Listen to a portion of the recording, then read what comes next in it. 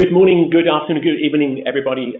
Thank you very much for joining us on today's webcast, where we will be talking about best practices on how to accelerate your own data-driven digital transformation by implementing a big data fabric. Just a couple of housekeeping rules before we get going. First of all, we are recording this webcast. This will be made available to everybody after the event. We will send out an email with additional materials and a link to the recording. You've also noticed on the right-hand side of of the interface that there is a questions area. You're welcome to post some questions. We will leave some time at the end of the session for us to dig into and answer those questions. Also, if you look in the chat box on the right-hand side, we have a link to the latest wave, the Forrester wave for Big Data Fabric. So with that, I would like to just jump in and do a quick introduction of our speakers. If I can forward the screen for a second. Right. So my name is Pete Loebser. I'm Senior Vice President of Marketing here at Paxata. Joining me in today's session is Noel Yuhanna from Forrester. He is a Principal Research Analyst. And then also joining us is Nenshad Bardoliwalla, who is Co-Founder and Chief Product Officer here at Paxata. So Noel, please take us into the first part of this session. Thank you very much. Thanks a lot. Thanks a lot for having me on this webinar. Certainly, a lot of things are evolving, I guess, when it comes to data and big data platforms. And the topic of today, accelerating the digital transformation with the fabric, is an important one. Why is it important? Well, I think everyone is doing big data, but they are running into a lot of challenges, a lot of issues. People are failing on these big data projects, right? Which I think is an issue for itself. Like, how do you ensure success with these big data projects? So I, as an analyst, get to speak to many customers, in the various vertical industries, whether they are financial services sector, healthcare, oil and gas, and others. And all of the organizations today definitely deal with the challenge of the data. Having being able to do analysis on the data, right? People are dealing with hundreds of terabytes of data into petabytes of data, right? So and nobody wants yesterday's data tomorrow, right? It needs to be in real time. You want to be able to access this information correctly, right? And I think people want to do analytics at the speed of transactions, which I think is essential, right? So that's actually the mindset, I guess, right, for business. The business growth and speed are changing the way organizations are leveraging this, right? So that is, I think, the fundamental thing about this platform itself, right? How do you deliver and enable business growth and speed? Is the slides there? Well, we just wanted to check if you've got the ability to forward the slides on the screen. Yeah. Okay. Okay. I'm here on the right slide. So okay, I guess the data is the new oil and currency, right? I mean, it's an asset, right? I mean, we never dealt with data as an asset before. Today, it is an asset. In fact, 7% of the enterprises are making money out of data. About 7%, right? And that number is going to double and triple. So it's definitely very useful. And the bigger problem, I think, is a lot of data is kept into silos and supportive of that environment, which makes it a bigger challenge, right? So data, I think, is one of the things which I think people are realizing that's critical, and it's important for every strategy today, right? Going forward. Next slide.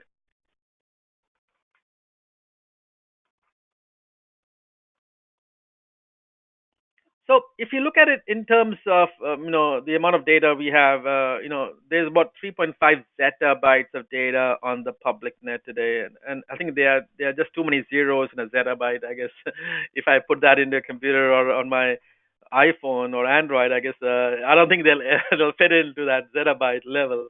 But certainly there's a lot of data on the social media, the sensor data, IoT, the cloud data, mobile data. And the data explosion means more cost and slower access and increasing challenges. Yet, there's an opportunity here lying for organizations to leveraging this data. That's the fundamental thing. People are sometimes afraid of data. Like, we got too much data, we don't want to access this data, right? Which is why you're not able to deliver those insights and actionable insights, which makes it even no, a bigger challenge. The data is going to be distributed as we know it across many different environments and many different locations, right? This is the reality, right? You're not going to have it a centralized location. The data is going to live in multiple locations, like multiple clouds, hybrid cloud, multiple data centers, right? So that's given, and that's the reason why I think organizations need to prepare themselves to having dealing with these kind of multi-sourced and multi-environment architectures. Next slide. Now, if you look at it in terms of the data complexity, right? The data complexity has grown in every organization, right? I mean, they're dealing with structured data, unstructured data, semi-structured data, binary data, and traditionally we've had structured data separate, unstructured data separate, binary data separate, right? But all of them is business data. Why the separation of a structure with unstructured? It is business data. Yeah, I mean, when you look at your iPhone or Android, do you separate structured data from unstructured data? No, right? It's all data that you need. The same kind of a concept applies to organizations and in enterprises who are building these application and insights. They need to leverage all kinds of data, right? I mean, structured, unstructured, it's got to be given. But most people obviously have been dealing with structured data traditionally, right? But I think the trend we have seen is more towards unstructured data as well. Next slide. Now, what's interesting is that if you look at an iceberg, right? I mean, 80% of the iceberg is underwater, right? And I think the same is with data. you know, we normally come across organizations stating that 20-25% of data is currently utilized by companies for analytics, right? About 20-25%. And the others, I guess, is not available. It's kept in silos in different repositories, traditional repositories.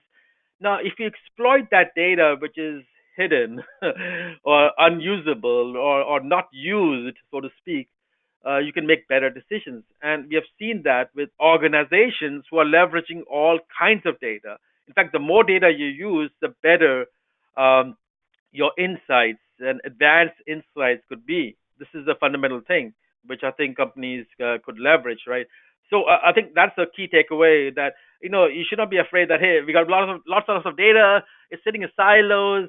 But the fundamental thing is how do you integrate this data, which is in silos, right? That's the fundamental thing, and I'll talk more about it. The new technology and architectures that's evolving to support this. Next slide. Now, big data has been tried to solve many data issues, but has failed. In fact, more than 30% of big data projects we have come across have failed. It's due to lack of budget and skills and management commitment, data architectures and complexities out there. And I think the more than 30% is actually an understatement. There's in fact more than 30%. Actually, it could be like high as 50% as well. And like one customer was mentioning that we are building a Hadoop cluster actually, but we don't really have a vision and we don't really even have a use case defined for this Hadoop cluster. So a lot of companies and also skills is an issue. I think a lot of people struggle with the skills. Um, Approximately about 80% of enterprises struggle to get an integrated view of information from big data and other sources. And I think this is grown. We have tracked this for like a decade. It used to be 50%, now it's like 80%. It's become worse than ever before because we're dealing with all kinds of data. No, not only structured and unstructured, but also different data gravity challenges, which is now creating through cloud and hybrid cloud and multi-cloud as well, right? So obviously organizations are dealing with volumes and multi formats, and data is changing quite rapidly as well. Next slide.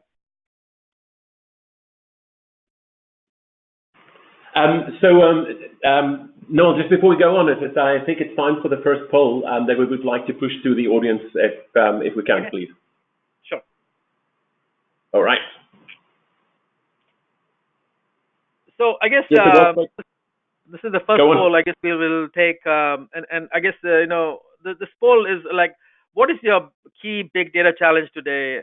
And you have a lot of these choices there. Just pick one of them.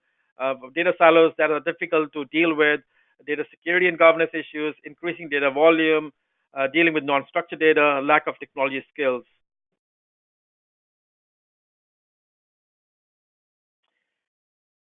And I guess here we get some results right away. Wow, real time, I guess. The good thing here is data silos that are difficult to deal with. Not surprising, right? Because I think this is one of the issues which companies are facing all the time, right? Silos is a big thing, as I mentioned, but also increasing data volume and technology skills issue, right?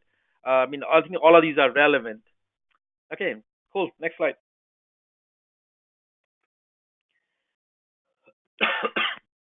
Now, this is one of the surveys we did. Like, what were the biggest challenges in executing your vision for big data? And there is obviously lack of maturity of around security. Security has always been the one big topic of discussion with big data, because being open source, people are worried about that. But also, technology maturity creates obviously an issue for companies, especially companies like financial services, healthcare, who've been more cautious about it. Lack of technology skills available internally, lack of competency, business competency to deal with messy data, diverse data, large data has been a challenge. Legal compliance issue is always a big challenge as well, right? So definitely, I think the amount of challenges we have with big data are growing, and I think we are surfacing now than 5 years ago because a lot of people are doing big data, right? And then they're realizing it's not straightforward to do big data. Next slide. Now, I want to talk a bit more about the mega trend. I mean, if you look at over the last 100 years, right? We've come through an age of manufacturing, an age of distribution, an age of information. When the internet was born, right? And now we are in the era of age of customer. It's all about connected customer, because you want to make sure that they are empowered buyers that demand a new level of customer obsession, right? It's all about ensuring a better connected customer, giving them the right experience, right? Understanding the liking and disliking as well, right? These are very, very important scenarios going forward. Next slide. And what's interesting is that big data is helping a lot of companies, to minimize churn. In fact, 70% of all big data projects have to do with customer intelligence, customer analytics. Actually, 70%. So definitely, churn analysis is definitely a big one, I guess, for big data. Next slide. In fact, customers prefer royal treatment, I guess. So if you are one of the kind of members of a loyalty card, right, or one of the your favorite brands, could be like JetBlue or Starbucks and all, and you realize that these companies listed here are definitely doing a lot more with customer intelligence, customer interactions, improving the customer experience with all of the things they can do with the apps, with the interactions they're trying to provide. And I think this has become a big trend with other platforms as well. People are realizing that the better experience you provide, the better success you can have. Next slide. Now, what is realized that if you think about doing customer intelligence, for example, like one of the use cases, right? It's unfortunate that most of data is in silos today. It's difficult to provide meaningful, actionable insights. You have new sources of data, you got cloud sources out there, and you got traditional sources. So how do you blend them together, all this data sources, right? And provide a 360-degree view of the business, about the customer, about the product, right? It becomes even more challenging than ever before. We have never ever dealt that scenarios ever, right? Because we were dealing with one single data center or maybe two data centers. But what if the data lives everywhere? Even your data lives in mobile devices as well, right? So I mean, all these things becomes very important, right? So this is a bigger challenge with I think every organization today. Next slide. Now, organizations have, evolved their architectures with big data. We know that, that people have now started to use Hadoop architectures over the last 4, 5, well, 7, 8 years now, I guess, And if you look at it, architectures like Hadoop actually have helped complement data warehouses, right? I mean, the real reason is because Hadoop can actually handle lots of data, right? Petabytes of data very easily with these scenarios. Next slide. And the bigger problem is that people are now building multiple lakes in the environment, not a single lake, multiple lakes. You actually have a different lake for different purposes sometimes. Maybe it's because of data gravity issues with the data lake you're building, or maybe the domain knowledge is separate, like engineering data is separate from a customer data. Keep them separate, right? That's going to be important as well. So people are building 4, 5 data lakes today. No, it's pretty common. In fact, 10 lakes are also there. I guess, we've seen companies building 10 lakes. Now, when you have 10 lakes, guess what? The Hadoops evolve into lakes. And when you have multiple lakes, you create all these silos with the lakes. In fact, some of these lakes can become swamps, like it's right, because you actually have lots of data which may not be utilized or leveraged so effectively, right? Which I think is a bigger challenge, right? How do you build a platform that actually could be leveraging all kinds of data? Now, with the lake, what you've realized is that not all data sits in the lake, right? Your data still may exist in traditional platforms as well, or new sources of data may be there. Unless you move everything into a lake, your lake strategy does not work sometimes, right? And that is what I think we are getting into in today's world, where people are realizing data lakes itself is not good enough, right? And some of these lakes are becoming into data swamps. Next slide.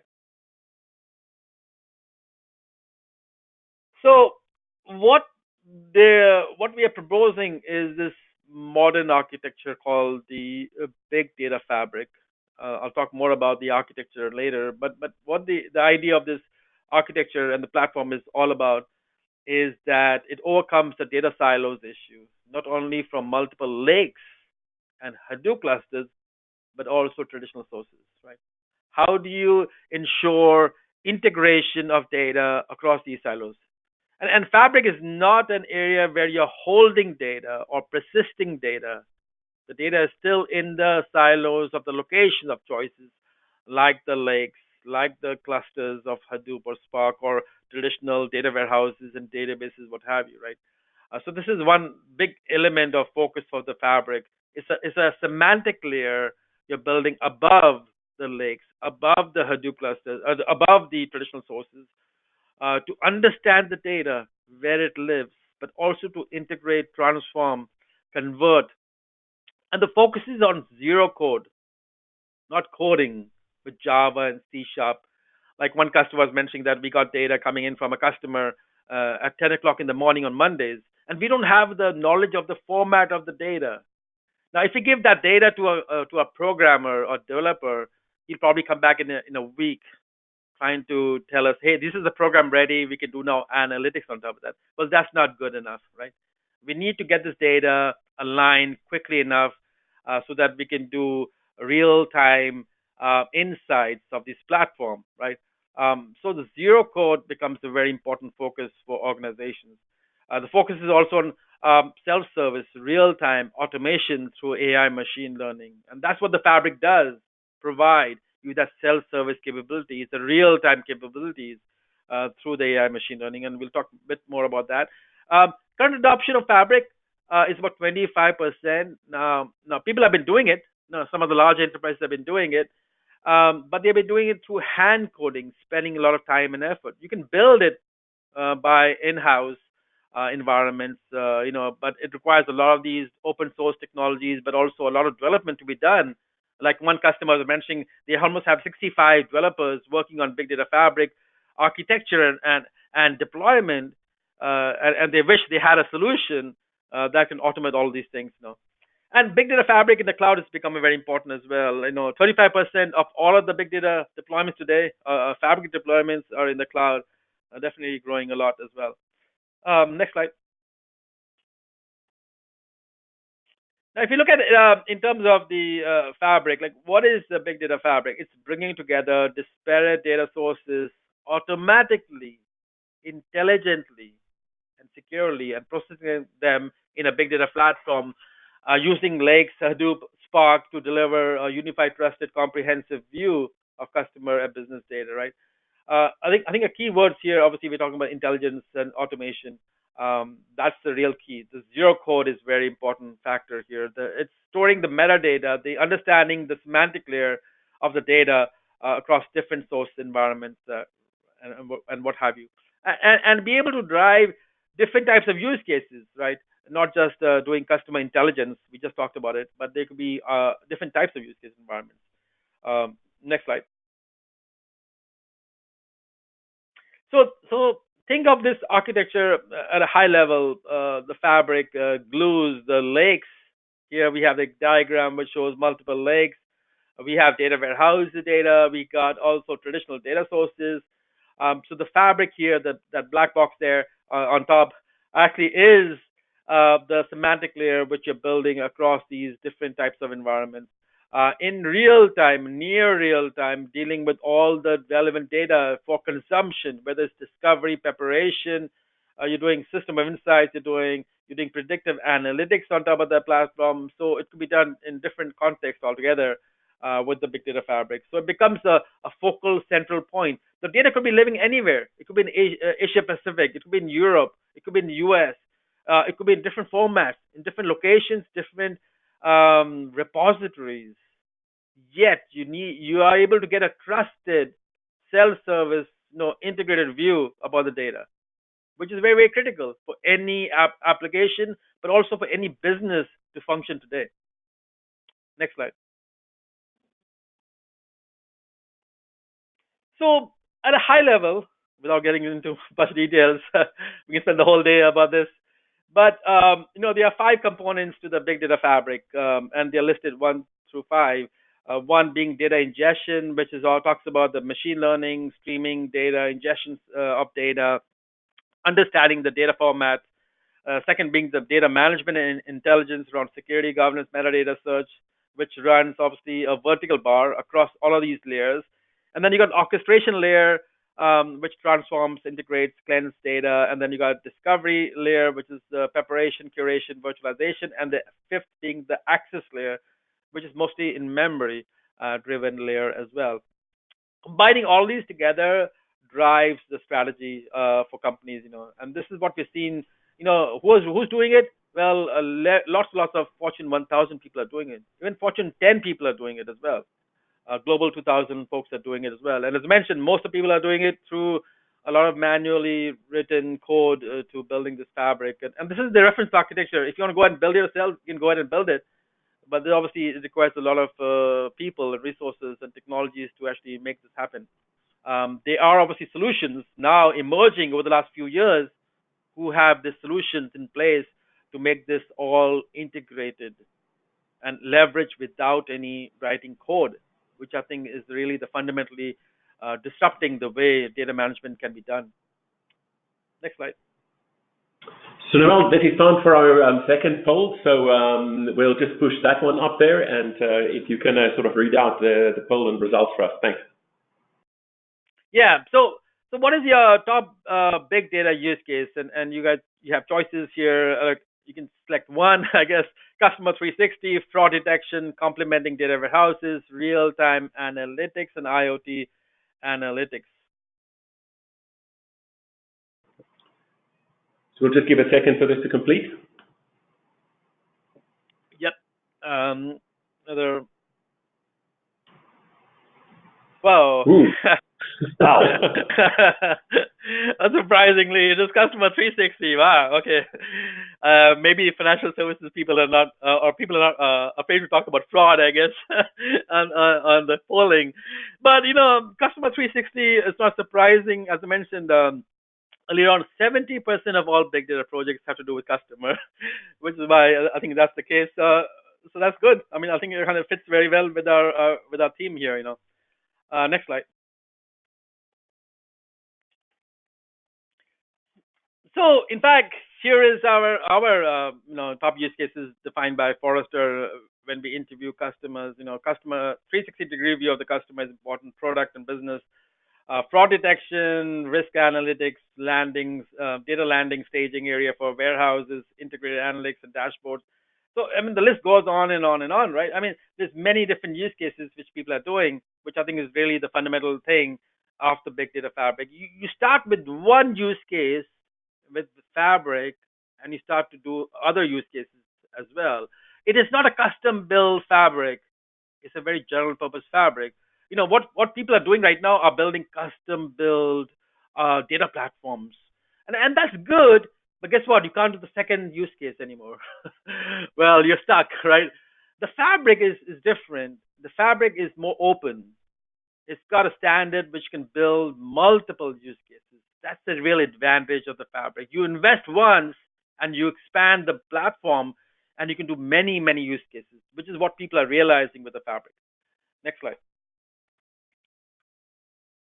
And these are examples. You can take a look here. But here the retailer actually used Fabric to help with delivering customer intelligence, customer analytics across different types of data, structure, unstructured, but also got a lot of these social data. And the idea was to have a real time insights to provide that information, right? And as I mentioned, customer intelligence is a very, very important element as well. And these guys are planning to add more sources in the future, like geolocation, customer preferences as well. Next slide. Another example is the IoT analytics. I think it's important where we see a lot of companies spending a lot of time with IoT nowadays. It's a hot topic of discussion. Definitely it can be done with big data fabric as well, getting all data from all the sensor data, but also historical data. A lot of people realize that, hey, I just get data from these devices and sensors is good enough. No, you really have to add along with the sensor data, along with the device data, you also have to have some master data as well, right? That's exactly the real value which the fabric brings, merging and integrating data from all kinds of data sources, static data, streaming data all together. Next slide. Now, interestingly, well, we have been covering Big Data Fabric for almost like three and a half years now. At Forrester, we've done a wave 3 years ago, but we also did a wave recently, just a few months ago, and this was published in Q2 across 15 vendors. And if you look at, there's a mix of different vendors coming from different areas of focus. And I think this is important because this market obviously is emerging quite rapidly, and there are different technologies to address it. Obviously, we got Paxata, who's a sponsor of this webinar, also listed here as being one of the leaders as well. And we obviously compared these vendors against 26 criteria, across obviously many different dimensions, but also spoke to customers and did this interviews as well. Next slide.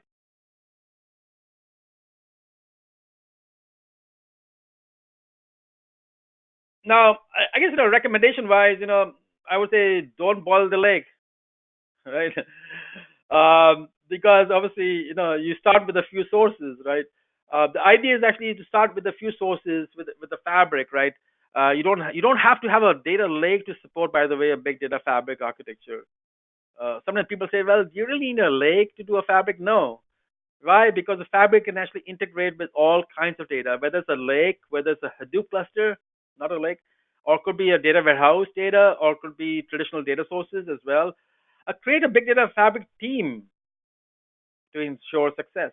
A team is very important. Don't just go independently and say, I'm going to build this fabric and go with it. No, you got to involve a team. And then who is included in the team? Well, you got the developers, you got the business analysts, you got the security people, right? The enterprise architects, the data architects involved in this. You have to have the business side and the IT side as well involved in the discussion of a fabric, right?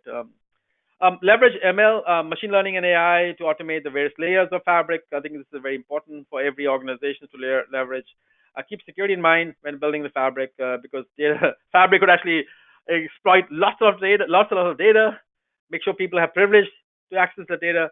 Focus on low code and zero code. If you're building a fabric with writing codes and codes and codes, lines of code, no, that's not really a fabric, right? I mean, you want to make sure you minimize writing code. It should be low code or zero code, actually, ideally. Remember, the big data fabric is an evolving architecture, right?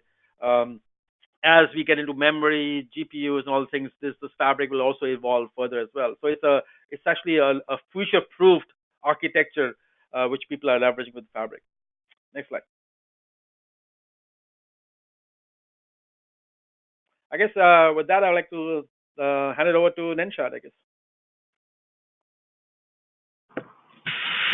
Thank you very much. Really appreciate it, Noel. The insights have been fantastic. So I'd want to share some perspective from our side at Paxata on where we see the market going, dovetailing with many of the insights that Noel has provided. We have a mission here at Paxata to make every business what we call an information-inspired business. So let's move forward and see what that looks like. The first thing to recognize is that everything that we see in the market today is driven by digital transformation. And that means a lot of different things in different industries. So for example, in manufacturing, the entire process is being digitized, and 3D printing is a great example of how digital technologies are changing the way that these markets operate. If you look in banking, we see the entire notion of cryptocurrencies and people using blockchain, again, information life cycles that are being implemented in these industries and completely upending them. We also see it in examples like insurance, where companies are actually looking at instrumenting people's lives with their Fitbits and other sensors to really understand whether they're behaving in the way that they say they do on the forms that they fill out all of these years. So there's clearly a massive change underway where every business is becoming a digital business as it navigates this transition over the next couple of years. So what does that mean? Well, there's no question that there's a large number of data sources. Noel covered it really, really well. But data is not sufficient for decision making. We are drowning in data, but the thing that our companies tell us they really need is information. And they are not making decisions with the adequate information today. They are really, in many cases, driving blind or driving with data that hasn't really been moved into a state where it can be trusted. And the fact is that this is really driven by the fact that they lack the tools to quickly turn data into information. So what does that mean? Well, first is, what do we mean when we say data is not information? It may seem like a trivial thing, but it's actually a very profound one. When you get a data set coming off of a sensor that just has ones or zeros that's packed in a JSON file, that is impossible to make any decisions on. What do those ones and zeros really mean? Are they indicating that there's a pedestrian who is walking across the street at that given moment, and thus the self-driving car needs to stop? Does it indicate that the airline jet that is currently flying is showing a heat sensor issue as it's moving? That context is absolutely critical to being able to make the right decisions based on that data. So what we believe is that data needs to be made complete, it needs to be made clean, it needs to be made contextually relevant, and it needs to be made consumable by a large audience of users and processes and systems if we are going to be able to get value out of that data. Now, this problem of turning data into information is one that's existed for many decades. And in fact, many of us who are listening to the webinar today may be very familiar with the classic way of going through this process. I myself am one of those people. We would set up take our transactional data, and we would use ETL tools to bring it into a data warehouse that was modeled using a star schema or a snowflake type schema. We would then create a series of analytic application metadata views where you could define your dimensions and metrics, and then you would have reports and dashboards where people could get their information. That paradigm has been very effective for a number of years, but unfortunately, we've realized the limitations of that approach. Specifically, that traditional approach of ETL moving to an enterprise data warehouse, moving to a traditional reporting type solution has only been built for IT professionals, whereas the number of IT professionals as a percentage of the organization is actually not changing. And so solutions that don't empower business people become a big bottleneck. All of these technologies were built for batch workloads. It was totally acceptable 30 years ago to say, we're going to do our batch run tonight, and tomorrow morning, hopefully we get the results. However, the fact is that in today's day and age, with, as Noel referred to, the need for real-time and customer information at the speed of interaction, we don't have the luxury of waiting for batch workloads to complete in many use cases. The third key point is that while there are a number of excellent IT-centric tools in the market, they are all completely fragmented point solutions. If you want to do data quality for customers, you get one product from your vendor. If you want to do data quality for product, you get another product from your vendor. And the only reason they're a platform is because you can download all of these applications from the same website, but otherwise they really have no other integration. Many of these tools are also completely manual. They require a human being to figure out how the data needs to be processed in order to turn it into information. And so you have hundreds of people in organizations who spend the vast majority of their lives drawing boxes and lines on a Windows GUI circa 1990, which isn't a great approach in 2018. Most of these tools were built for the relational world, and I think Noel has been very clear that relational is obviously still remains very important, but now there's such a diversity of data sources that the traditional tooling in this space just never envisioned. And finally, we know that the traditional approach to doing this work is really about a scale-up type architecture. The answer is always get a bigger server, and these solutions were all built in an era where the cloud was not even a gleam in someone's eye. And so for these 6 reasons, the traditional way of handling information management, data integration, data quality, master data management, that approach no longer applies in 2018. So the net result of all this is the missing link between getting value from analytics and the raw data you have is data preparation. For the last 20 years, 80% of the time that people spend in an analytics project has been on data preparation, despite ETL tools and data quality tools and master data management tools being made available to these organizations. So why does that approach not work? Well, the IT people are very talented and very capable of working with the tools of yesteryear. But unfortunately, many of them don't have the time or the business context to understand exactly how raw data needs to be transformed into information. On the other side, the business people know exactly what the business context is and what they want to do with the data, but they haven't been able to use the traditional tools which were built for very technical individuals. And this is the gap that is the missing link between preparing data at scale. If we want to move to a world where businesses can be information inspired, where companies can truly become digital businesses, it requires a unified architecture for all your data initiatives. And many of you will be familiar with the amazing stories we hear from new companies like Tesla or Netflix, or even traditional companies who are reinventing themselves like Unilever or Standard Chartered Bank. The key is that these companies recognize that information is the primary fuel for innovation and reinvention in their business.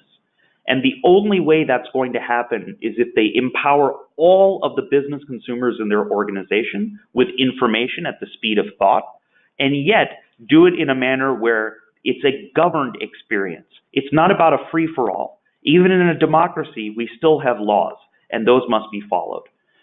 We also need to be able to deliver information to intelligent systems so that we can enable actions that go beyond the speed of thought.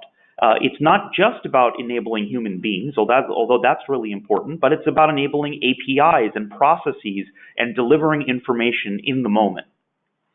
An information-inspired business understands that we live, as Noel rightly explained, in a multi-cloud hybrid world where we need to be able to pull data from everywhere, whether it's a device, whether it's a cloud, whether it's an on-premises application. And of course, as we just noted, information-inspired businesses recognize the difference between data and information. So where does that take us? Well, at Paxata, we believe that modern technologies have the ability to completely redefine the way that we solve these problems. Now, I'm going to mention just 4 briefly. One is the notion of a business consumer experience. Many of us know with traditional enterprise applications, there's a 2-week training course and a manual where you'll often see people use Post-it notes to list their transaction codes for getting their work done. I may have worked at one of those companies. However, in today's day and age, nobody is going to sit in a 2-week training class to be able to get their work done. They expect a user experience that's just as easy to use as Facebook or Twitter or Instagram or Snapchat. So we need to be able to use the latest technologies, whether it's HTML5 or being able to use WebSockets for a very interactive, fluid experience, because that's what people expect in 2018. Number 2, you've certainly heard about all the hype of AI, which we refer to as algorithmic intelligence. Yes, machine learning is an absolutely critical and fascinating area of invention, and certainly Paxata has done some very interesting work in this area that we've filed multiple patents for. But it's not just about machine learning. Any set of algorithms that can accelerate the ability for a business person to be able to turn raw data into information can be valuable. And so we at Paxata look at all the different types of algorithms, whether they're graph algorithms or natural language algorithms, in addition to machine learning algorithms, to develop the best end user experience that we possibly can and the most rich capabilities. The third is distributed computing. We made the decision in 2013 that we would bet on an emerging technology which wasn't even a V1 technology at that time. That was called Apache Spark. 5 years later, I think it's pretty clear that Spark has become the distributed computing middleware of the world. It's continuing to grow like crazy, and it's certainly been a key pillar to Paxata's success in providing both interactive and batch workloads at tremendous scale at a completely different cost curve in our organizations that we support. And lastly is the notion of the elastic cloud. The power of the cloud is not taking your Windows 95 application written 30 years ago and dumping it on a virtual machine. That is not cloud, that's called cloud washing. What a true cloud architecture enables is the ability to dynamically scale, pull resources when they're needed, let go of resources when they're not needed, and provide a completely efficient cost model to customers so that they ultimately only pay for what they consume. And the technologies that Paxata has invested in and continues to invest in allow for that dynamic scalability. So the modern self-service big data fabric, which Noel mentioned Paxata being a leader in this space, combines multiple capabilities. It's the ability to source data from a variety of different places, discover where it is, and that can be in data lakes, in enterprise data sources, or in the dark data sources that reside on file shares that nobody knows what's inside of them. to be able to access that data using a rich set of connectivity, being able to discover how those data sets can actually be linked together, understand their profile, make a series of transformations, and ultimately shape that data and make it consumable by a series of downstream consumers, whether it be predictive analytics tools like R or Python, whether it be data visualization tools like Power BI or Qlik or Tableau, whether it's pushing data back into the data lake environment, or working with one of our key partners in the data catalog space, such as Elation or Waterline Data. And what that leads to is a completely new type of architecture that brings together all of these capabilities in a seamless and fluid way. Paxata's adaptive information platform first starts with a series of applications. These applications allow a business consumer, a non-technical person in a completely code-free environment, the ability to profile their data with our application called Rapid Data Profiling, to be able to curate and transform their data with our self-service data preparation application. We were the first company to come to market with this technology in 2013. While we do partner with outstanding vendors such as Elation and Waterline, we do have some embedded catalog capabilities for some of the simpler scenarios, and that's part of Paxata's data library technology.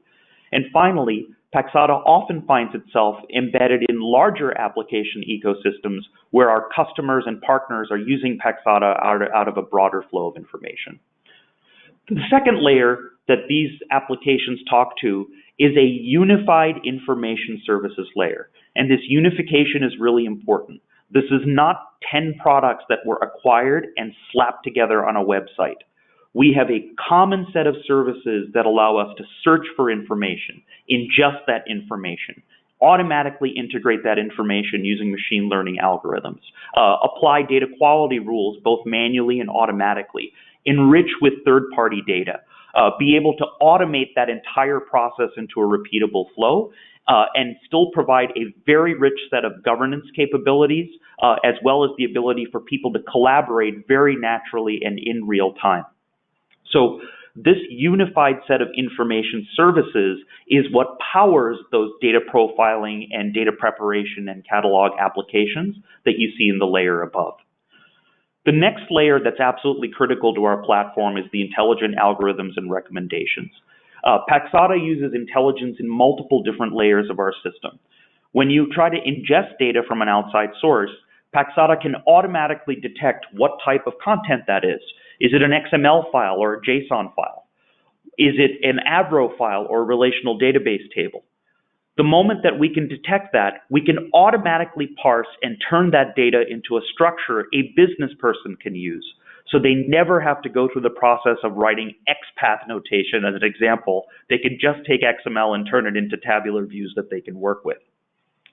Paxata also uses intelligent algorithms and recommendations when we get to the data transformation and profiling part of our product. For example, we use algorithms that can make it very easy to standardize data. We can find in a column that has your city information that Los Angeles is spelled 5 different ways. We can find that, bucket it all together, and recommend to you, based on the statistical distribution of the values, how all of those values can be standardized into one common value. We also have the ability to automatically join data. This is a technology that we call IntelliFusion. And IntelliFusion allows you to take arbitrary data sets from completely heterogeneous schemas and automatically on the fly link them together into a unified data set without any intervention on the end user side. So our algorithms really automate the process of making it very easy to take raw data and turn that into information. And the question is, how do you execute this? And as I mentioned, we use Apache Spark as the fundamental technology that we work with.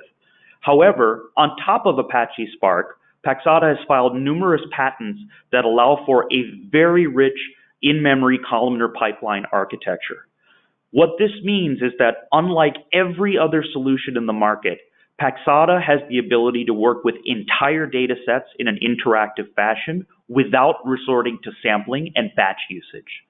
In a Paxata cluster, you can load hundreds of millions of rows, be able to interact with that data, create filters on that data, be able to join that data and publish it out to a destination without ever having to resort to sampling or slow batch processing.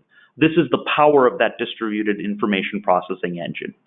At the same time, it's also an elastically scalable processing engine.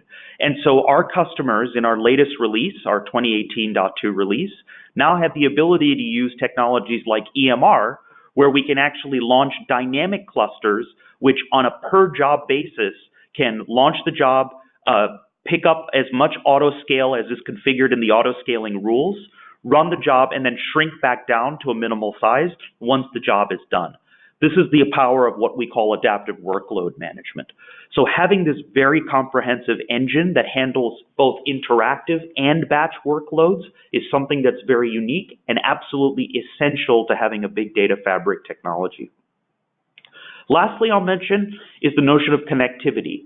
Paxata provides over 40 connectors today to systems like relational databases, systems like Hadoop clusters, a number of cloud sources, being able to push data into SQL Server or Azure Data Warehouse or SharePoint in the cloud.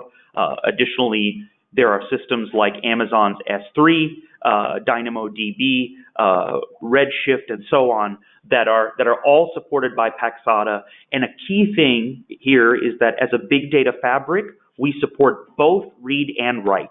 Our system needs to be able to read from anywhere and write to anywhere. That's a critical requirement of a data fabric. And all of this is powered by a set of metadata capabilities that unify the entire platform and a very rich set of RESTful APIs that allow for programmatic access and integration of the platform into all of the other business processes in an organization. And the power of this system is that it can be deployed as a multi-tenant SaaS offering, which we offer today in AWS. We have offered a multi-tenant SaaS offering of this system since 2013. So as Noel noted, big data fabrics in the cloud, something that Paxata has pioneered. But furthermore, we also offer this as a virtual private cloud offering in AWS or as a VNet offering in Azure. And finally, supporting specific hybrid scenarios with on-premises deployments. So when Noel mentions all of the different capabilities that a big data fabric could have, you can see how Paxata's very rich set of capabilities maps onto the framework that Forrester mentions, which is why we have been very pleased to be recognized as a leader in this space. So what are the use cases people are using Paxata for? I'm going to go through this very quickly, but here are 5 very interesting examples. In a bank, one of the largest banks in the world, for agile analytic use cases, we were able to take a 21-day-old IT process and turn it into a 1-day process that the business could run, which has had significant impact on their compliance regime and improvements in that regime. With one of the largest fast food chains in the world, we've been able to supersize their environment.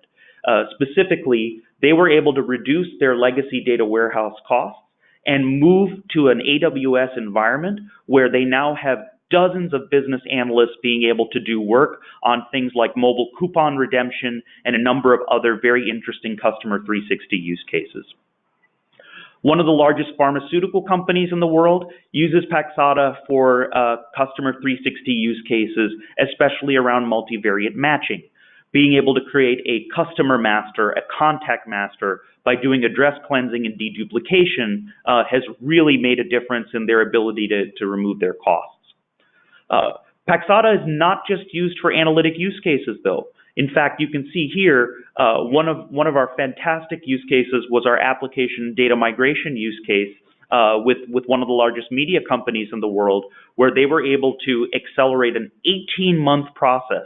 They were quoted that this would take 18 months and multiple millions of dollars.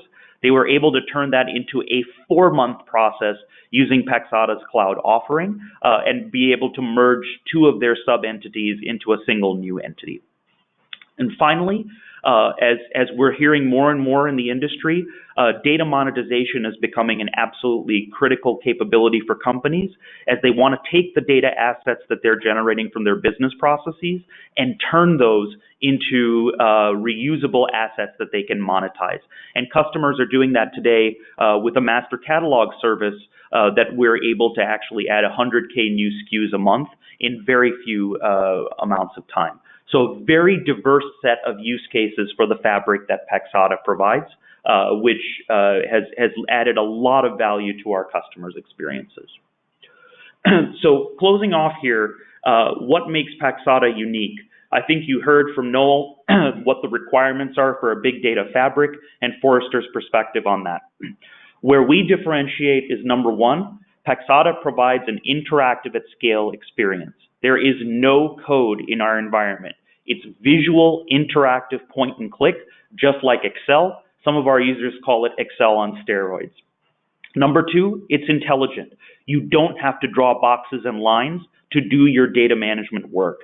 Instead, we use algorithms to automatically parse, automatically tag, automatically join data so that you can spend the time on reducing that 80% of the time that people do data preparation work for. Paxata is adaptive. We are able to work with gigantic workloads on very large clusters.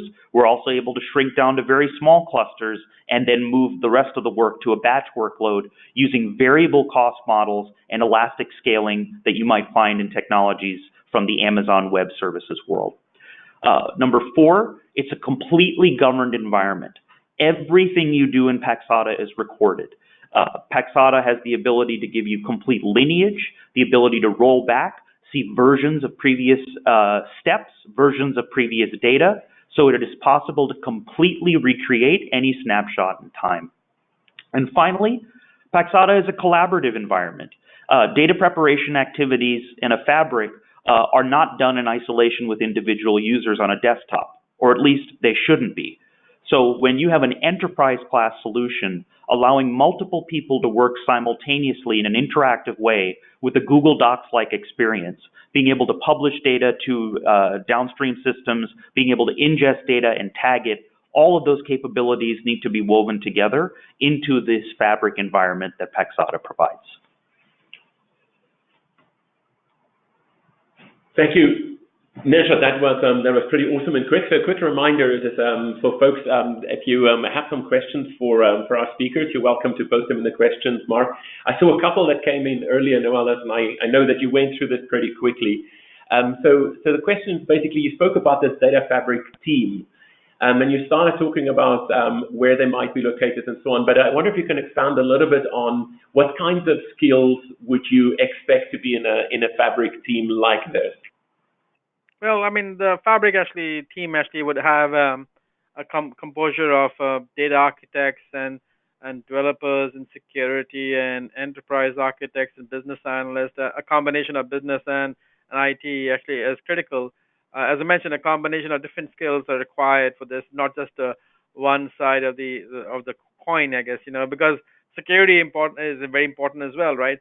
And cloud strategy is also important. So I guess you need actually multiple of these skills for multiple of these personas, which really makes it more successful, yeah.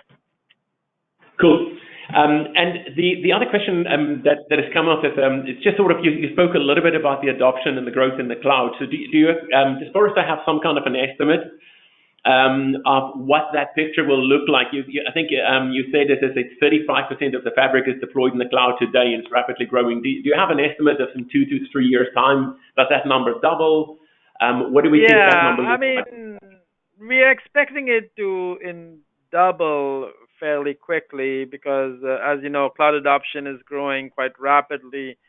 And I think based on our kind of analysis of the market growth, what we have seen over the last 6 months alone, we wouldn't be surprised if it doubles in the next 3 years. So by 2021 timeline, I think we should actually have almost like close to over 70% of the enterprises doing at least a part of their big data fabric deployments in the cloud, or maybe actually having a hybrid big data fabric architectures evolve as well, right? So certainly is a bigger growth actually around the corner.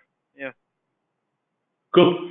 Well, thank you so much. I think with that, as we're coming to the end of time. Questions that come through afterwards, we will be responding to via email. And with that, we will thank everybody for joining us and close this webcast. Thank you.